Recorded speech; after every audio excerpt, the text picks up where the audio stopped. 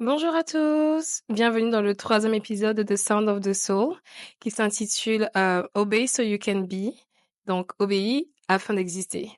Avant de commencer, je vais vous souhaiter mes vœux pour la nouvelle année parce que nous sommes en 2025 et nous avons tous pu voir cette nouvelle année. Ça n'a pas été donné à tout le monde d'avoir eu accès à 2025, donc c'est une grâce. Alors je vais vous souhaiter mes meilleurs vœux, que cette année soit une année riche, que vous ayez la santé, la prospérité.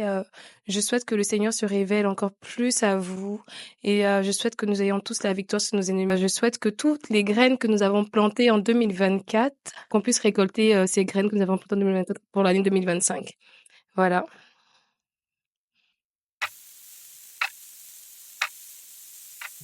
Hey there, welcome to the Sign of the Soul. This is a space where we can talk about the good and crazy moments life throws at us. No taboos, no filters. Sometimes I will have guests joining me, and other times it will just be me sharing my thoughts and my journey with you. We are here to think outside the box, be real and connect on a deeper level, all with God's guidance. We speak from the heart, no rules, no shame. Just open conversation, soul to soul.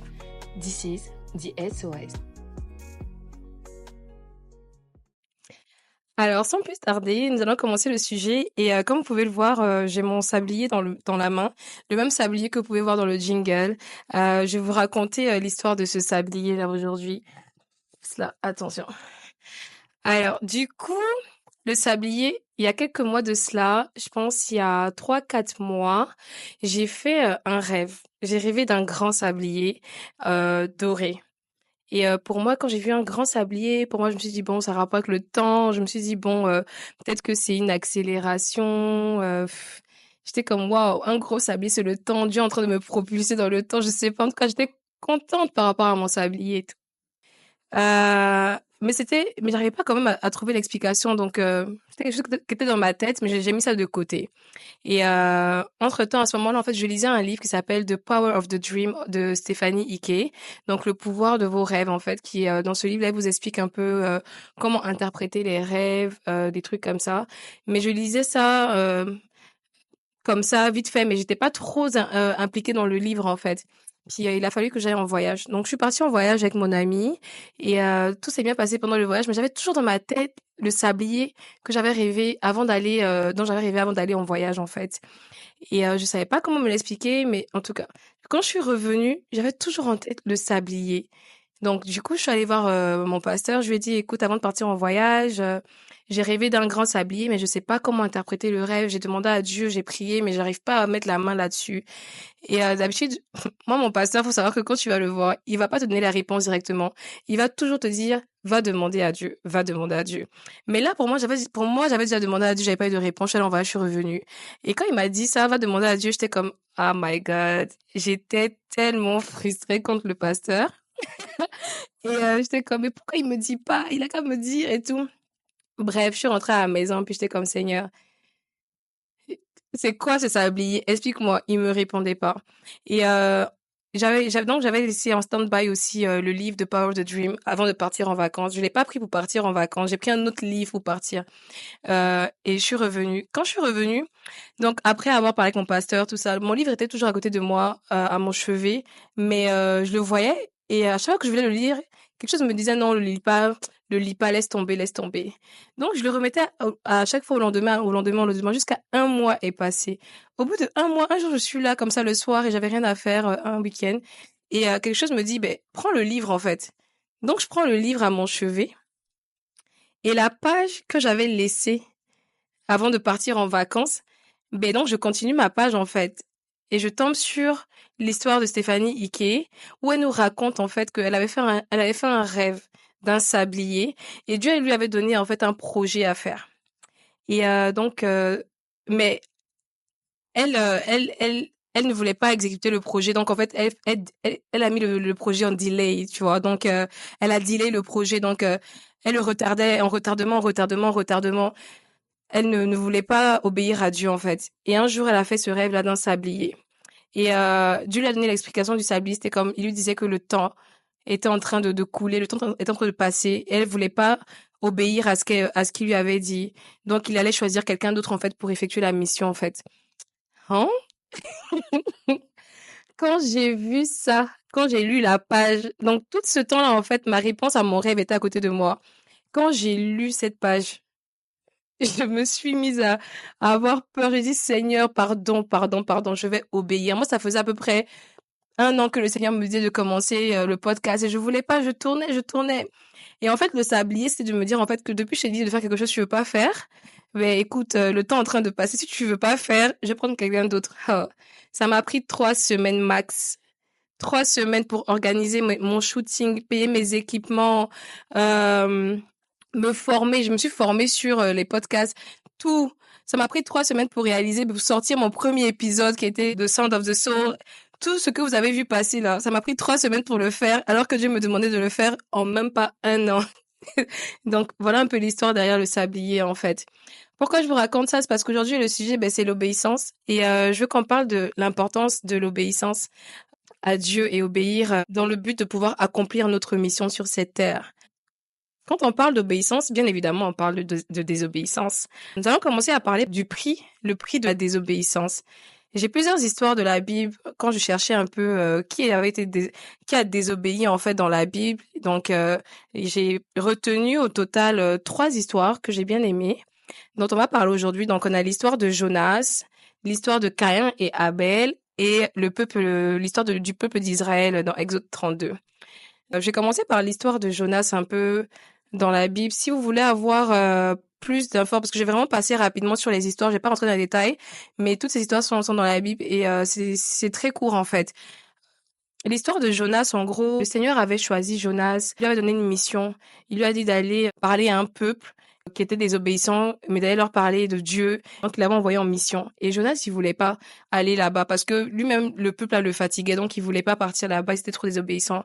Donc, au lieu d'aller dans la direction que le Seigneur lui a dit de partir, il est allé dans l'autre direction pour fuir. Donc, en fuyant, il s'est retrouvé sur un bateau avec d'autres personnes. Et au final, comme il voulait pas obéir et qu'il fuyait, Dieu a envoyé le naufrage sur ce bateau-là. Donc, il y a eu le naufrage, l'eau a commencé à envahir. Et les gens dans ce bateau-là, ils ont commencé à prier pour savoir pourquoi est-ce que il y avait ce naufrage-là et qui avait fait que Dieu était fâché contre eux. Au final, ils se sont rendus compte que c'était Jonas qui était avec eux dans le bateau qui créait tout ce désastre autour d'eux. Et donc, ils l'ont jeté à la mer. Jonas s'est retrouvé dans le ventre d'un poisson pendant 3 jours et 3 nuits. Et pendant ces 3 jours et 3 nuits, en fait, il a imploré le Seigneur afin de pouvoir sortir. Finalement, il est sorti, et puis bon, après, il a obéi. Donc, la désobéissance de Jonas, quand on lit l'histoire, en fait, on se rend compte que la désobéissance de Jonas a entraîné la tempête dans le bateau et le naufrage du bateau, et qui reste 3 jours et 3 nuits dans le ventre d'un poisson. Et tout ce délai-là, en fait, qu'il a causé, ça fait que le peuple vers qui Jonas avait envoyé aussi n'avait pas eu, en fait, la vérité sur le Seigneur non plus, et le message que le Seigneur voulait leur passer. La deuxième histoire que je trouve intéressante dans la désobéissance, c'est bien évidemment Caïn et Abel dans le livre de Genèse.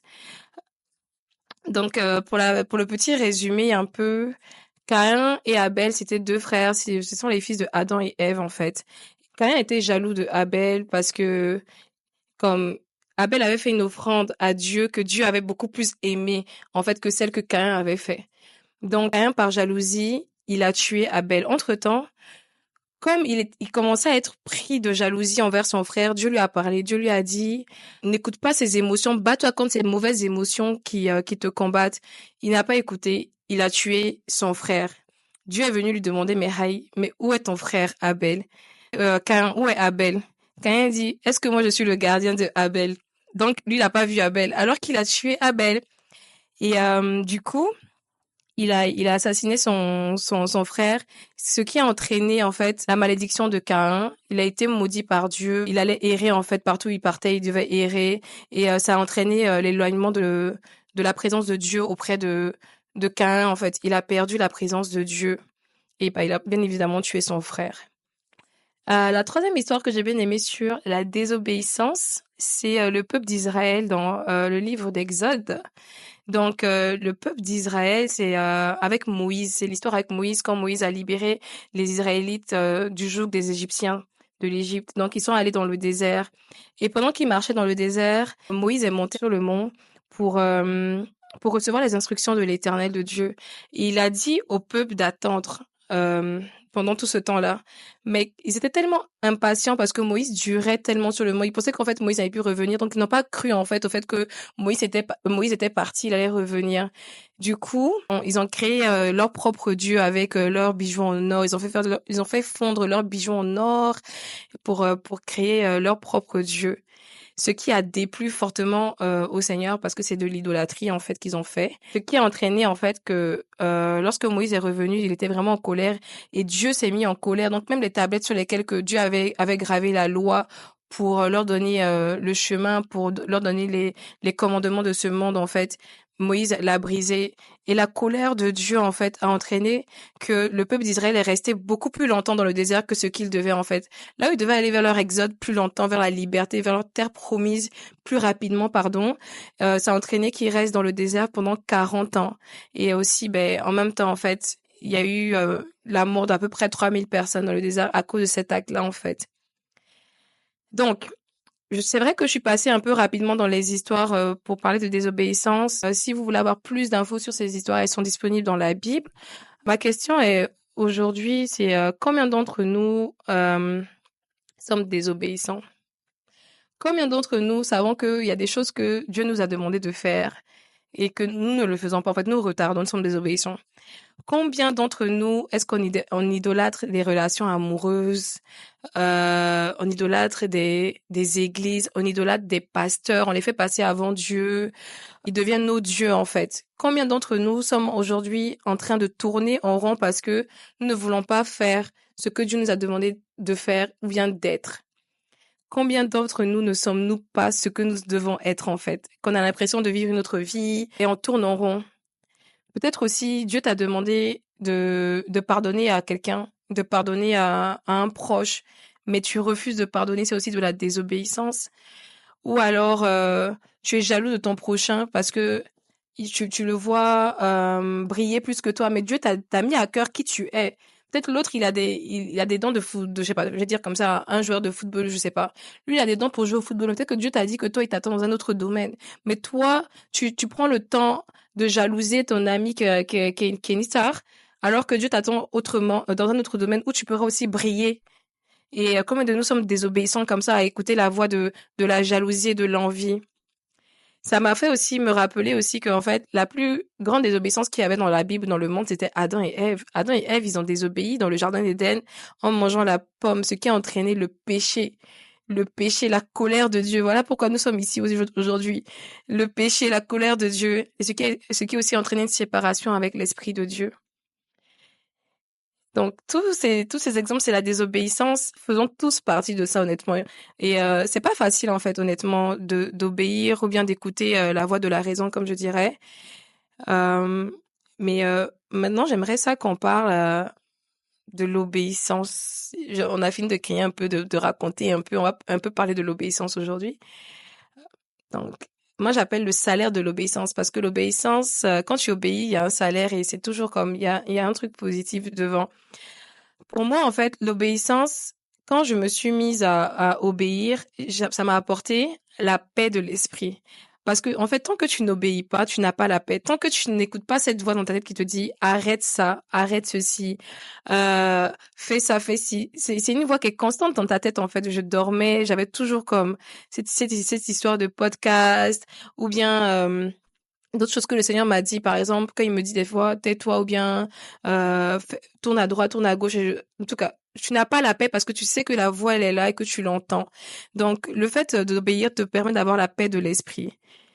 Donc, on a aussi Matthieu 6, verset 33 dans la Bible qui dit « Recherchez d'abord le royaume et la justice de Dieu et tout cela vous sera donné en plus. » Donc, l'obéissance, c'est le fait d'obéir, c'est rechercher en fait la volonté de Dieu. Donc c'est le royaume de Dieu que tu recherches en fait. En obéissant en fait, ce que tu récoltes, c'est vraiment c'est la paix, c'est l'amour, c'est la justice de Dieu, c'est tout ce à quoi tu aspires en fait. Ta destinée, remplir ta destinée, de sentir remplir en fait. Le fait d'obéir te permet en fait de pouvoir récolter tout ça en fait. Et obéir, pourquoi tu obéis? Tu obéis pour que Dieu se glorifie. Mais souvent, on pense qu'en fait, tout est à propos de Dieu. Mais le fait que Dieu se glorifie et que tu obéis, en fait, c'est à propos de toi, parce que Dieu, lui, il est Dieu. Qu'est-ce que lui il gagne à ce que toi, tu obéisses? En vrai, moi, quand je suis là, que je nous regarde, pour moi, on est tous des anges qui avons été envoyés ici, à qui Dieu a soufflé une mission, en fait. En gros, nous sommes ici, c'est pour nous. Mais c'est pour nous, mais à travers nous, que Dieu se glorifie. Mais tu obéis pour toi, en fait, au final. Tu obéis pour que tu puisses être, pour que tu puisses exister. Tant que tu n'obéis pas, tu vis la vie, une vie qui n'est pas la tienne, tu n'es pas heureux, tu n'es pas rempli, tu vois. Et bien, te permet de remplir ta destinée, d'être vraiment toi, de faire ce qui est réellement toi, en fait. Quand tu n'obéis pas, tu ne vis pas ta réelle vie. Tu tournes en rond, tu tournes en rond. Tu obéis à toi, tu obéis pour être toi. Tout est déjà en toi, en fait. Ce que tu cherches ailleurs, ce que tu cherches ailleurs, c'est pas toi. L'obéissance, c'est toi. C'est vraiment, c'est quelque chose qui est déjà en toi. Dieu va pas te demander de faire quelque chose qui n'est pas en toi. Dieu va pas te demander quelque chose qui n'est pas, de faire quelque chose qui n'est pas en toi. C'est vrai qu'au final, c'est pour que ce soit lui qui soit glorifié. Mais c'est beaucoup plus à propos de toi qu'à propos de lui aussi. Ton obéissance aussi, peut permettre aussi de débloquer des situations, hein. Ça peut te permettre d'ouvrir une porte. Dieu peut te dire, par exemple, aujourd'hui, va dans la rue, évangélise à telle personne, va parler à telle personne, et tu sais pas, en fait, la personne à qui tu parles, c'est la réponse à une de tes prières depuis. C'est une connexion. Ça te permet d'avoir des connexions divines. Ça te permet d'ouvrir des portes de l'emploi, des portes de ton existence, d'être connu. Mais, tu sais pas ton oui, ce que ça pourrait t'apporter. Quand Dieu te demande de quelque chose, honnêtement, c'est parce qu'il va t'aider à le faire. Que ce soit de mettre fin à une relation, parce que souvent Dieu aussi peut te dire, arrête cette relation avec la personne avec qui tu es et tu veux pas obéir parce que ben t'as peur de la solitude, tu as peur de qu'est-ce qui va se passer si t'es plus avec cette personne. Mais tu sais au fond de toi qu'en fait cette personne n'est peut-être pas la bonne personne pour toi. Si Dieu te demande d'abandonner cette relation, c'est parce que devant en fait il y a quelque chose de mieux pour toi déjà. Et et il va mettre aussi des personnes sur ton chemin pour t'aider pendant ce moment-là, en fait. Pour t'aider à, à vivre ce moment de break-up, de rupture. Si c'est un projet que Dieu t'a demandé aussi, euh, et que tu hésites, peut-être qu'il t'a demandé, mais il va aussi t'aider à le réaliser. C'est quelque chose qui est déjà en toi. Tout ce que Dieu te demande, en fait, même les projets, c'est quelque chose il va pas te demander un truc que tu peux pas faire, que tu n'as pas. Il va te montrer, souvent il va te montrer la vision, il va te dire ok, c'est là où je t'attends, il va pas te montrer le chemin pour y arriver, mais les étapes et le parcours c'est un acte de foi en fait, c'est un acte de foi. Si c'est un projet, je vous promets, Dieu va vraiment t'aider à le réaliser. Moi, par exemple, comment je me suis mise tout le temps en fait de la préparation pour le podcast, ça a été euh, une préparation sur un an. En fait, après que je sois sortie de l'hôpital, j'avais tellement peur du monde, j'avais perdu confiance en moi, j'arrivais plus à parler et tout. Le Seigneur m'a fait rencontrer mon église où j'ai été très rapidement dans certains ministères, j'ai commencé à chanter dans la chorale. Donc en fait, j'avais peur de parler devant les gens. Donc en fait, Dieu me poussait en fait à me mettre devant les gens et à sortir de ma zone de confort, à chanter, je sais pas chanter, à chanter dans la chorale devant les gens. Après, je suis allée évangéliser dans la rue. Après, il m'a aidé à trouver un nouveau travail où je dois faire des discours devant les gens. Je fais des présentations. Je parle énormément à des personnes. Donc, c'est comme si, en fait, il m'aidait à pratiquer le fait de parler aux gens. Parce que quand je suis sortie de l'hôpital, je parlais plus tant que ça, en fait. J'avais du mal. J'étais un peu, j'avais vraiment peur du monde. J'avais peur des êtres humains. Donc, j'allais plus vers les gens. Mais il m'a vraiment formée pour tout le long, les un an là, afin que je puisse comme me mettre devant une caméra et puis vous parler et même reprendre mon activité sur mes réseaux sociaux, à sortir de ma zone de confort un peu plus. Donc au final, même comment je me suis mise à obéir, en fait, tout a été tellement smooth au final. Il a forgé mon caractère afin que je puisse parler devant les gens et en même temps pour faire le podcast, c'est pas comme si ça m'a pris des ressources plus que ce que je n'avais. C'était déjà en moi. J'aurais pu aller dans un studio de podcast et puis louer à la séance et tout, mais j'avais pas forcément les moyens d'aller dans un studio à chaque fois pour record. En ce moment, je suis chez moi, je suis dans mon salon. Ça, c'est mon setup. J'ai payé mes équipements sur Amazon, mes lumières, c'est mon téléphone qui filme, j'ai deux caméras, c'est deux téléphones qui filment. Franchement, Dieu t'équipe en fait. Tu n'as pas besoin des trucs extrêmes pour le faire. Et par la grâce de Dieu, j'ai eu des formations. Je me suis formée gratuitement sur comment faire un podcast. Euh, Ensuite, il a mis des personnes sur ma route qui m'ont formée pour l'éclairage, pour comment placer mon éclairage, pour les vidéos, comment mettre mes angles et tout. Donc, honnêtement, ça m'a permis même d'apprendre des nouveaux skills en fait. Je ne suis que gagnante au final. Donc, n'hésite pas, franchement, honnêtement, à faire le pas, saute et faire le pas. Selon ce que Dieu t'a demandé de faire, saute, fais le pas avec foi. Dans Hébreux 11, verset 1, la Bible dit que la foi, c'est la ferme assurance des choses qu'on espère, la démonstration de celles qu'on ne voit pas. Donc, ça te prend toi, en fait, et ça te prend de croire en Dieu et de lui faire confiance pour commencer ce qu'il t'a dit, bien de laisser les choses qu'il t'a demandé de laisser afin d'avoir un avenir meilleur. Donc, il peut avoir aussi t'avoir demandé, comme j'ai dit tantôt, de mettre fin à une relation amoureuse ou même à des amitiés. Des fois, tu vas pas comprendre, tu vas te dire, laisse tomber cet ami-là, c'est pas ton ami. Laisse tomber ou fais une pause, sois un peu, il te veut que pour lui à un moment donné, consacre-toi juste à lui, en fait. Et tu as peur et tout. Mais souvent, en fait, il va te dire, mets fin à cette relation-là, amicale, amoureuse, peu importe. C'est parce que il a assisté à des conversations, à des choses que tu n'as pas vues. Il a assisté à des choses que tu n'as pas vues. Il a entendu des conversations que tu n'as pas entendues. Il te réserve mieux. Dieu, tout ce que Dieu a pour toi, en fait, c'est toujours bon pour toi. C'est beyond your expectations. C'est plus que ce que tu espères même. Il faut juste lui faire confiance. La foi, c'est vraiment la ferme assurance des choses que l'on espère et la démonstration de celles qu'on ne voit pas. Il faut vraiment agir avec la foi. Dans la Bible aussi, des personnages qui ont agi avec la foi, c'est Joseph et Marie qui ont obéi à Dieu en portant Jésus, maman Marie, et son mari Joseph qui a accepté out of nowhere, un être humain qui accepte que sa fiancée, qui est censée qui est vierge, tombe enceinte et mettre au monde un fils et il adopte. Ça a pris vraiment un acte de foi, de faire confiance à l'ange qui leur avait parlé, à ce que Dieu leur avait dit dans le cœur. Malgré tous les regards des autres, il a gardé sa femme. Et aujourd'hui, maman Marie a mis au monde Jésus qui est notre sauveur. Donc, s'ils avaient pas obéi, est-ce qu'on allait être là? Qu'est-ce qui allait se passer? Nous ne savons pas. Souvent aussi, peut-être aussi que tu es enceinte. Tu es enceinte et tu as envie d'avorter parce que tu te dis que comment tu te retrouves peut-être seule avec cet enfant, mais tu sais pas comment subvenir aux besoins de cet enfant, mais Dieu te dit de le garder. Dieu te dit de le garder parce que cet enfant-là pourrait être celui-là qui va changer ta vie, qui va changer ta destinée. Cet enfant, ta destinée est rattachée à cet enfant. Tu ne sais pas ce qui pourrait être demain. Dieu te dit de le garder. On a aussi Abraham qui a accepté de sacrifier son seul fils unique que Dieu lui avait donné, son fils Isaac.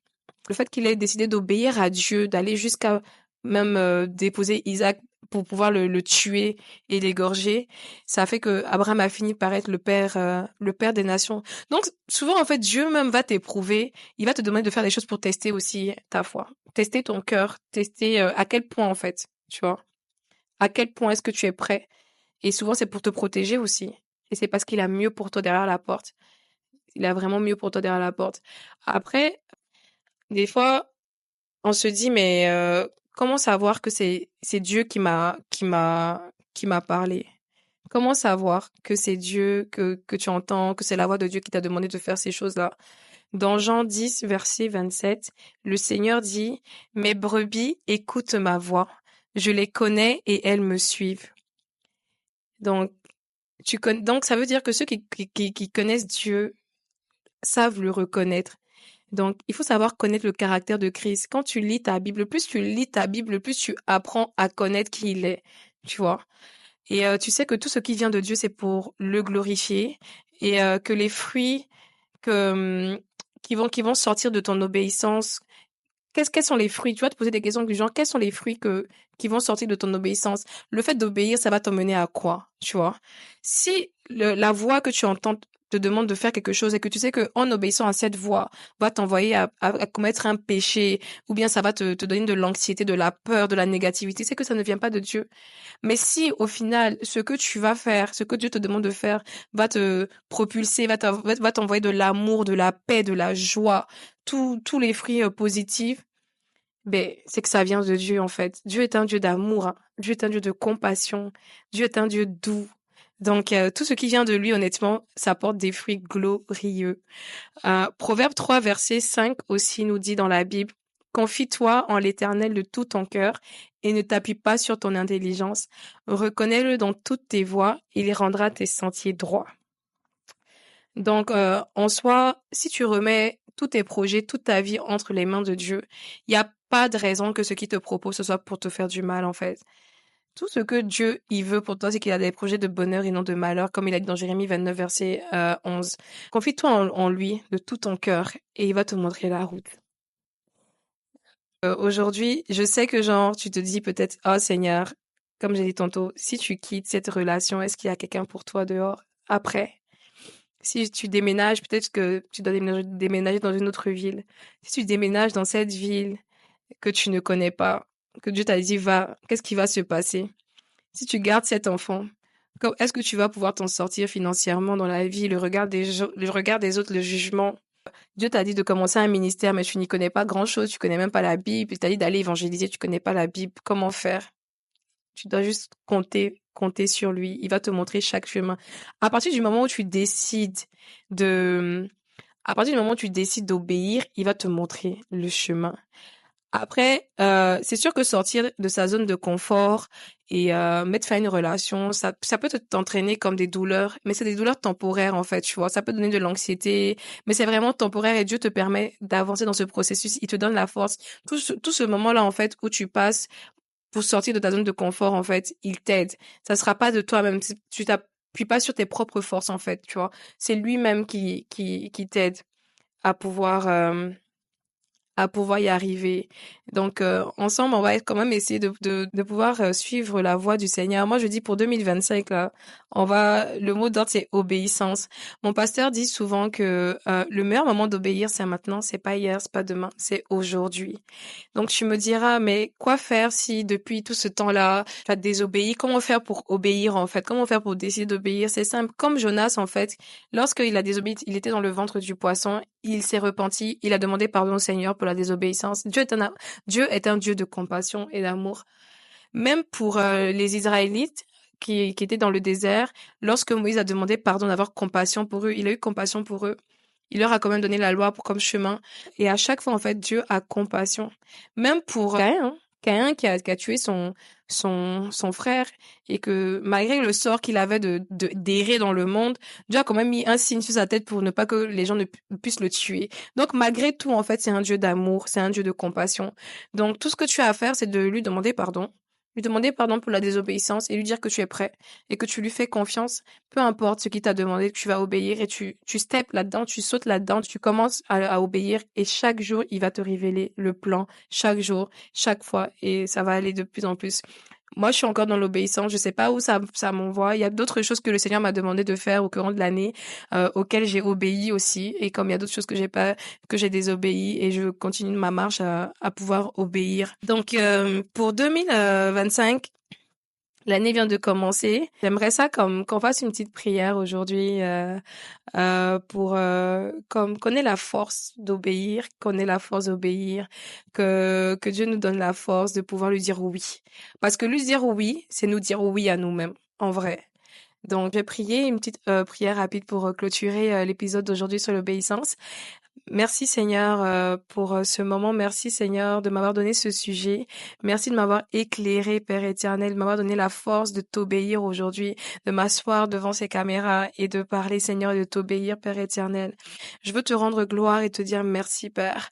Obéir, Père éternel, c'est pour te glorifier, Seigneur, mais c'est surtout aussi afin que nous puissions tous ici, Seigneur Jésus, accomplir notre destinée, Père. Donne-nous la force, Père éternel, de pouvoir te dire oui et de pouvoir nous dire oui à nous-mêmes. Donne-nous la force, Seigneur Jésus, de pouvoir t'entendre et de pouvoir te reconnaître, Père éternel, et de sauter, Papa, dans cet acte de foi, Père éternel, et d'accomplir notre destinée sur cette terre, Papa, parce que tant que nous n'obéissons pas, Père éternel, nous ne sommes pas, et tant que nous ne sommes pas, nous ne sommes pas heureux, Seigneur Jésus. Merci, Papa, de te glorifier dans notre vie, Père. Pour l'année 2025, Père éternel, permets-nous, Papa, de relever les challenges de cette année, Seigneur Jésus, et de pouvoir, Père éternel, te dire oui à chaque instant, Papa. Lorsque je suis diras de tourner à gauche, que nous tournions à gauche. Lorsque tu diras de tourner à droite, que nous puissions tourner à droite, Père éternel. Remplis-nous, Seigneur Jésus, de force, Papa, car il n'y a que par ta force que nous puissions faire toutes ces choses sur cette terre, Papa. Et donne-nous, Papa, de pouvoir marcher par la foi et non pas par la vue, Seigneur Jésus. Et que nous faisons de toi, Papa, notre lanterne, notre GPS, Seigneur Jésus. Sois notre lumière du monde. Sois notre lumière pour l'année 2025, Papa. Nous te recommandons, Papa, cette année entre tes mains, Seigneur Jésus. Dans le nom puissant de Jésus-Christ de Nazareth que nous avons prié. Amen. Merci d'avoir écouté ce 3e épisode et on se dit à bientôt. Bye.